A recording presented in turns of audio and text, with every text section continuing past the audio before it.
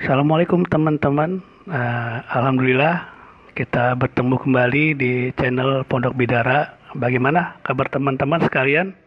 Mudah-mudahan tetap sehat dan tetap dalam lindungan Allah. Tetap rezeki lancar. Oke, itu yang pasti ya, yang ditunggu oleh teman-teman semua. Alhamdulillah teman-teman, ini saya akan bawakan satu konten ya tentang bagaimana kita menyatukan antara kelomang laut dengan kelomang darat atau menyatukan dua kelomang. Dan itu ada sebuah kegunaan atau manfaat tertentu dari konten saya ini. Nah, ini nanti teman-teman tolong saksikan ini ya, cara saya ngerumat dua kelomang ini seperti apa sih menyatukannya gitu. Oke, tonton setelah ini ya teman-teman ya. Oke, lanjut teman-teman. Ini saya perlihatkan ke teman-teman ya. Ada kelomang laut yang saya tempatkan seperti biasa ya di baskom ya, dengan ketinggian air yang ya sedikit saja lah, nggak usah terlalu banyak ya. Dan itu saya tempatkan batu karang. Ini fungsi batu karang ini, nah maksudnya tuh kalau nanti air laut ini keruh ya. Ini kan saya pakai air laut ini. Kalau air laut ini keruh, kelomang itu kan kadang mabuk ya. Biasanya dia naik ke atas ini teman-teman nih. Nih ya. Ke atas batu itu tuh, batu-batu putih, batu karang itu ya. Sengaja saya tempatkan. Takutnya namanya kita kelupaan ya ganti air, jadi dia bisa menyelamatkan diri lah. Sementara ke darat, tapi ya nggak ke darat total kayak kelomang darat ini nih. Nah, jadi seperti itu. Ini saya satukan dua kelomang darat dengan kelomang laut. Kenapa sih saya ambil contoh seperti ini teman-teman? Saya sering ya nemukan ya beberapa tempat itu, mungkin rumah teman-teman juga sering ditemukan juga ya, adanya itu barisan semut-semut merah. Ini yang kayak gini teman-teman nih, semutnya nih itu. Oh, nggak kelihatan ya. Semutnya itu, ini semut-semut merah ini kecil-kecil, ini ganas teman-teman. Jadi ketika kelomang itu berganti tubuh ya, atau molting ya, bukan ganti cangkang. Jadi ketika kelomang itu molting, dia akan mengeluarkan aroma amis dari tubuhnya. Nah, ketika aroma amis itu tercium sama semut-semut, nah semut itu langsung mengerubungi si kelomang itu, dan kelomangnya itu akhirnya mati.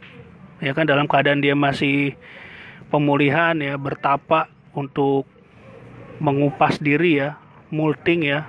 Nah itu ketika kayak gitu biasanya rawan itu teman-teman. Nah jadi ketika dia seperti itu bisa diserang temennya ya kan. Dia kan ketika molting kelomang darat ya, ini kelomang darat nih. Ketika kelomang darat ini molting, dia akan merendamkan diri di dalam pasir ya kan, membenamkan diri. Nah ketika dia membenamkan diri itu mengeluarkan bau-bau amis. Nah temannya itu biasanya langsung menyerang, digali diserang, tuh biasanya mati ya kan, karena disangka tuh mangsanya. Karena kan kelomang itu kan di laut itu sendiri ya, dia makannya itu nggak cuma buah-buahan, tapi makan bangkai-bangkai ikan, sebagaimana kelomang laut ini teman-teman. Makanya kelomang laut ini kan saya kasih pelet itu kan dia mengandung bau-bau ikan ya, seperti bau-bau terasi gitu loh. Nah ini nih kejadian saya pernah seperti itu. Ketika dia molting, saya lupa mengontrol gitu kan, lupa untuk mengecek, tiba-tiba ya udah diserang semut gitu loh. Jadi ada baiknya teman-teman kalau pelihara kelomang darat itu satu tempat satu saja. Nih seperti ini teman-teman nih tuh. Ini satu tempat satu saja gitu kan. Kalau dua biasanya sih takutnya tuh diserang temennya ketika dia lagi molting. Ya kan, itu pertama ya, ini untuk kelomang darat. Kedua, kelomang darat juga kalau kita sering kasih makan ya kan, dia kan kesukaannya kan seperti kelapa gitu kan, tebu, terus apalagi kulit mangga tuh, mangga yang sudah manis ya, bukan yang asam. Kulit mangga manis itu kadang juga dimakan juga teman-teman. Rata-rata itu kelomang darat itu makannya yang manis-manis gitu kan. Coba saya ambil dulu kelomangnya ya. Nih seperti ini ya kelomang darat. Tuh. ya, kelihatan ya. Ini yang jenisnya ini jenis Cavipes ini. Dia ini agak pemalu teman-teman. Jenis Cavipes ini kalau masih kecil dia warnanya merah gitu kan, tapi kalau sudah besar dia mulai agak-agak coklat, dan kalau sudah besar lagi akhirnya warnanya abu-abu, kelabu gitu kan, atau ungu, kadang ungu-ungu kelabu lah. Ini jenis Cavipes, dia agak-agak pemalu. Nah tuh lihat tuh dia keluar tuh. Nah jadi gitu teman-teman.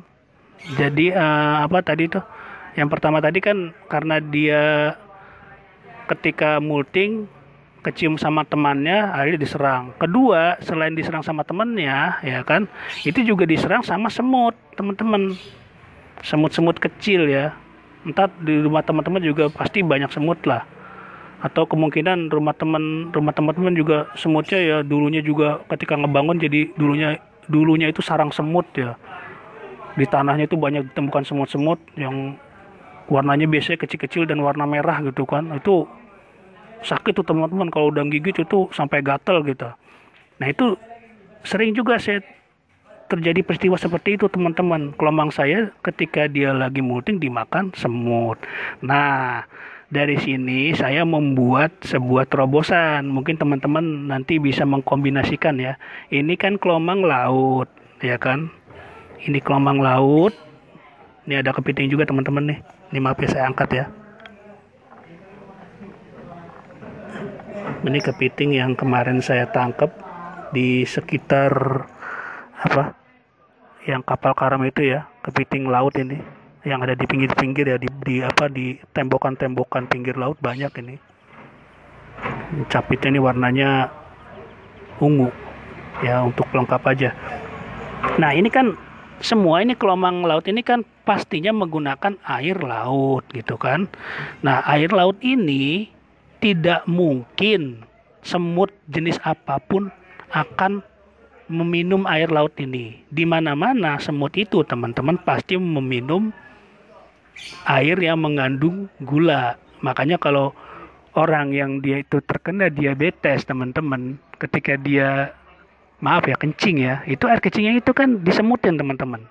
Nah kalau kita kan yang nggak kena diabetes, yang alhamdulillah sampai sekarang kita masih sehat ya, itu kalau kita kencing nggak pernah air kencing kita dikerumungi semut gitu kan, karena itu kan asin, dia mengandung garam. Nah ini air laut ini karena dia mengandung garam ya kan, dan saya pelihara kelomang laut juga di sini, maka saya kombinasikan teman-teman ini kelomang laut dengan menggunakan air laut, gunanya untuk menghalau supaya semut-semut itu tidak mengerubungi kelomang darat kita.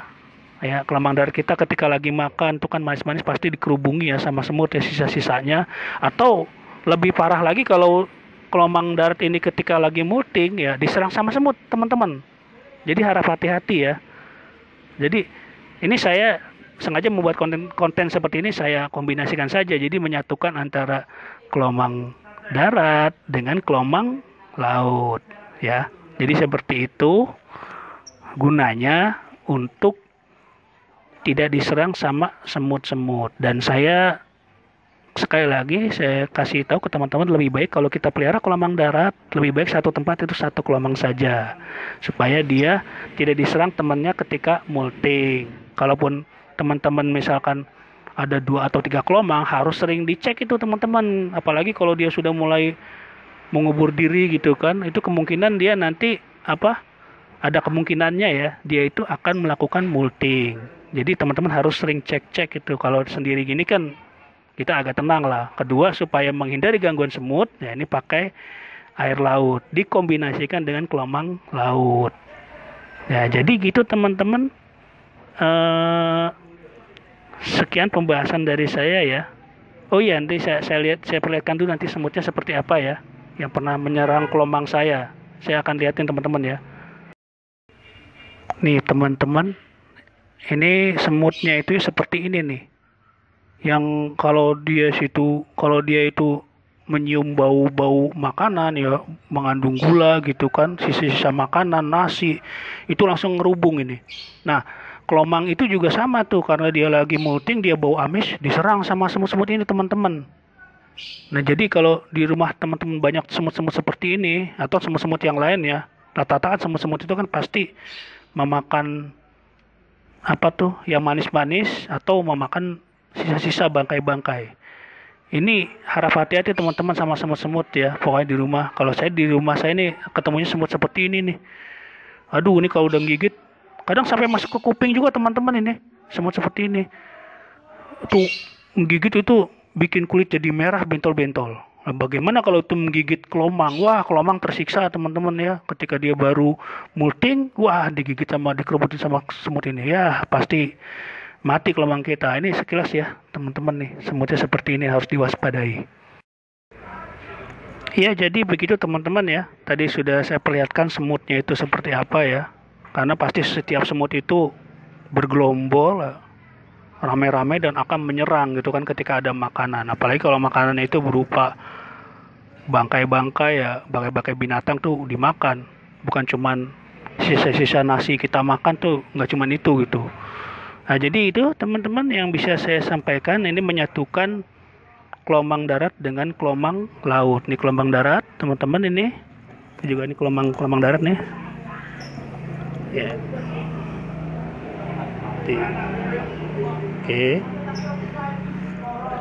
Ini kelomang darat dan kelomang laut ya. Dari sini saya satukan ini dalam rangka supaya si kelomang darat ini terlindung dari predator, baik temannya sendiri ya, sesama kelomang darat, atau ya diserang oleh semut-semut kecil. Jadi seperti itu teman-teman. Oke, sekian penjelasan saya, mudah-mudahan teman-teman jadi paham ya kenapa saya membuat seperti ini ya, memadukan dua kelomang ini, jadi dalam rangka supaya melindungi kelomang darat dari serangan semut dan predator yang lain. Oke, silakan teman-teman boleh share ke yang lain, memberikan like dan subscribe. Mungkin nanti kalau ada penemuan-penemuan baru saya akan memberikan ke teman-teman cara-cara kita merawat kelomang atau ngerumat kelomang ya, kelomang darat dan kelomang laut nih, karena saya dekat laut, saya pelihara kelomang laut. Ini alhamdulillah nih panjang ini umurnya nih kelomang laut ini. Oke teman-teman, sampai situ. Terima kasih atas kesempatan teman-teman menyaksikan konten saya. Assalamualaikum warahmatullahi wabarakatuh.